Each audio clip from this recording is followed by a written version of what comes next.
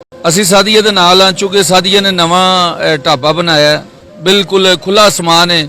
ਇਹਦੇ ਵਾਸਤੇ ਅਸੀਂ ਇੱਕ ਵੱਡੀ ਛਤਰੀ ਜਿਹੜੀ ਹੁੰਦੀ ਏ, ਜਿਹੜੀ ਲਗਾਈ ਜਾਂਦੀ ਏ, ਉਹ ਖਰੀਦੀ ਏ। ਲੇਕਿਨ ਉਹ ਅੱਜ ਮੈਨੂੰ ਸਾਦੀਆ ਦੱਸ ਰਹੀ ਏ ਕਿ ਉਹ ਠੀਕ ਨਹੀਂ। ਇਨਸ਼ਾਅੱਲਾ ਉਹਦੀ ਜੇ ਅਗਰ ਕੋਈ ਚੇਂਜਿੰਗ ਹੁੰਦੀ ਹੋਈ ਤਾਂ ਉਹ ਵੀ ਇਨਸ਼ਾਅੱਲਾ ਕਰਵਾਵਾਂਗੇ। ਔਰ ਫਿਰ ਸਾਦੀਆ ਦੇ ਬਰਤਨ ਜਿਹੜੇ ਨੇ ਸਾਰੇ, ਉਹ ਚੂੰਕਿ ਛੱਤ ਡਿੱਗਣ ਦੀ ਵਜ੍ਹਾ ਤੋਂ ਖਾਸ ਤੌਰ ਤੇ ਕੱਪ ਕੁੱਪ ਪਲੇਟਾਂ, ਇਹ ਚੀਜ਼ਾਂ ਜਿਹੜੀਆਂ ਸਨ ਟੁੱਟ ਗਈਆਂ ਸਨ। ਤੁਹਾਡਾ ਬੂਟਾ ਜਿਹੜਾ ਲਾਇਆ ਅਸੀਂ ਉਹ ਫੇਰ ਦੁਬਾਰਾ ਪੁੰਗੜਨ ਲੱਗਾ ਜੇ, ਤੇ ਦੁਆ ਕਰਨਾ ਅੱਲਾ ਖੈਰ ਕਰੇ। ਬਿਸਮਿਲ੍ਲਾਹਿਰਰਹਿਮਾਨਿਰਰਹੀਮ। ਨਾਜ਼ਰੀਨ, ਤੁਹਾਡੀ ਖਿਦਮਤ 'ਚ ਹਾਜ਼ਰ ਹੈ ਤੁਹਾਡਾ ਹੋਸਟ ਬਾਬਰ ਬੇਗ ਔਰ ਤੁਸੀਂ ਵੇਖ ਰਹੇ ਹੋ ਆਪਣਾ ABHD TV।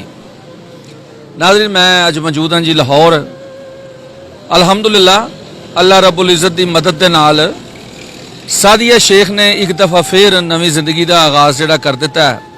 ਆਪਣਾ ਢਾਬਾ ਜਿਹੜਾ ਇੱਕ ਨਵੀਂ ਜਗ੍ਹਾ ਤੇ, ਜਿਸ ਤਰ੍ਹਾਂ ਮੈਂ ਦੱਸਿਆ ਸੀ ਕਿ ਸ਼ਿਫਟ ਕਰ ਲਿਆ, ਤੇ ਅਲਹਮਦੁਲਿल्लाह ਫਿਰ ਉਹ ਤੀਲਾ ਇਕੱਠਾ ਕਰਕੇ ਤੇ ਆਸ਼ਿਆਨਾ ਬਣਾਉਣ ਦੀ ਕੋਸ਼ਿਸ਼ ਕਰ ਰਹੀ ਹੈ।